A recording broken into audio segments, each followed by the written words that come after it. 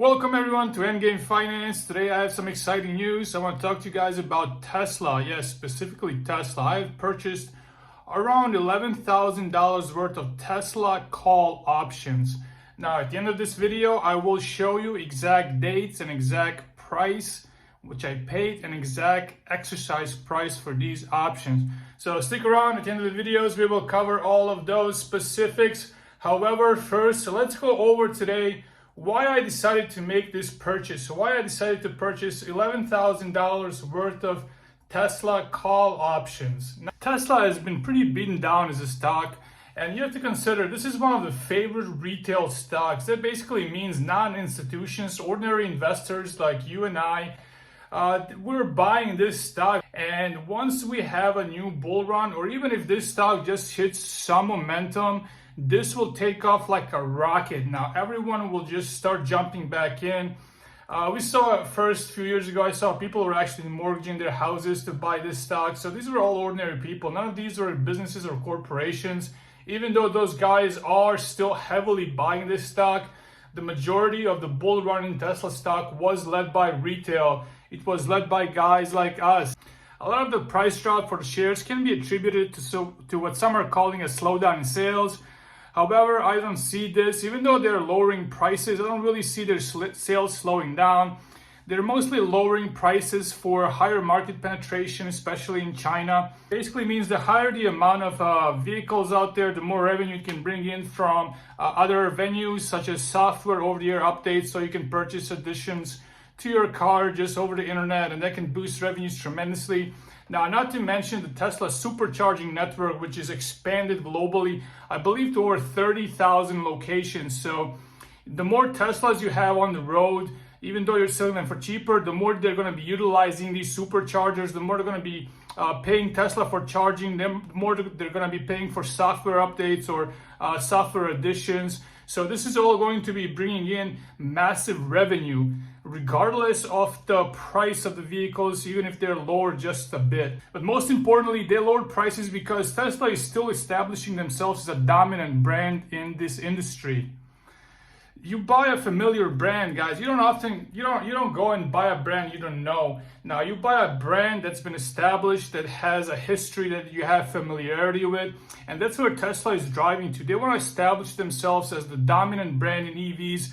So when somebody thinks of an electric vehicle, somebody wants to recommend an electric vehicle to be bought, they're going to be thinking Tesla, just because there's so many of them out there. There's so many superchargers. There's so many stations that are actually repairing these vehicles. So there's no potential of bankruptcy. There's no potential of cars just not being fixable anymore because they're not produced anymore. So that's what Tesla is really driving towards. They're driving towards establishing themselves as a brand, but on a massive scale. Tesla has also established itself as a very safe vehicle. It's one of the safest vehicles out there on the roads today. It's also established itself as a safe vehicle in terms of electrical combustions and fires, because lithium is very flammable once it's exposed to oxygen, and there's tons of lithium in every single EV. Now, I'd also see many catalysts on the horizons, especially within the next 2 years. First off, I see the new cheaper model coming out pretty soon. I believe they will build a factory in Mexico. They will be producing a cheaper version of a Tesla. They also might do this in China as well, or they might have 2 factories which are producing cheaper models. Now, these cheaper models will likely be in the $25,000 segment. They will be competing with lower priced vehicles like a Toyota Corolla. They will be capturing massive amount of market that belongs to lower and middle lower income class group that have not had really a chance or the stability or money to afford a Tesla. Even at $40,000, the basic Tesla model, even at $38,000 or $35,000, it's still extremely expensive for middle and lower middle class to purchase this vehicle. So lower price point entry for a vehicle around $20,000 to $25,000 up to $30,000 will really enable everyone to purchase an electric vehicle, and Tesla is coming for this market. Now, Tesla is the only company that has the ability to capture this market because they've entered mass scale. We've seen this with Rivian as well. They're attempting this. We've seen this with Ford. Before you can start building cheaper models, you have to start at the very high top. You have to start with the Model S and X, which are extremely expensive vehicles, and then you slowly scale down to like a Model 3 and Model Y, and then hopefully Tesla will move on to Model 2, which will be an even cheaper version of their vehicle. And I'm assuming it's going to be called Model 2 because the initials will spell out "too sexy," which is the initial of every vehicle for passengers that Tesla is producing. However, like I was saying, Tesla is the only company that has mass scale to produce a cheaper model of an EV for $25,000 and actually make money on this car. So that's very exciting. This is a huge new market. This is billions of dollars in revenues. Another potential catalyst is the Cybertruck. Now, I don't see Cybertruck selling hundreds of millions of units. However, I do see them selling a lot just because Tesla has a dominant fan base. They're an established brand, and people will buy even a weird looking truck just because it's an EV and just because it's from an established brand like Tesla, especially because Elon Musk will be driving it. And whatever Elon Musk does is the cool thing to do that day. So this will bring in another billions and billions of dollars in revenues. So this is a huge potential catalyst that will happen within 1 year. We also have the Roadster coming up. However, I see them moving on to Model 2 and Cybertruck before the Roadster, just because the potential revenue streams from these two vehicles will be tremendous. Tesla does have a semi-truck, so I see them logically expanding into van markets as well.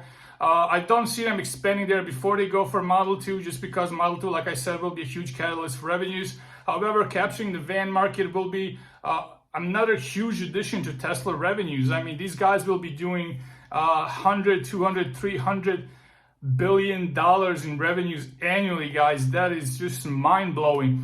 If you use a 10x multiplier for such a company, we see Tesla around $3 trillion in value just within a few years. And this doesn't even include the self-driving or robo-taxis, which I'm completely discounting. I don't see Tesla accomplishing self-driving or robo-taxis within the 2 years. However, I will say this: Elon is a magician. Now, he can pull off, no one thought he can pull off Tesla at all. No one thought he could pull off SpaceX, that he can land rockets back down on the ships. Like, no one's ever done that before. So people say self-driving will not happen. I think it might. I think it probably will, just because Elon Musk is a magician. He's a genius. I mean, people have just discounted him for so long, and he has consistently proven everyone wrong. So I see him proving people wrong in this aspect as well. However, this is not self-driving, and robo-taxis are not a part of why I bought these call options today. I bought them for all the reasons I mentioned before. And I also bought them in part for their energy business, which I see scaling massively.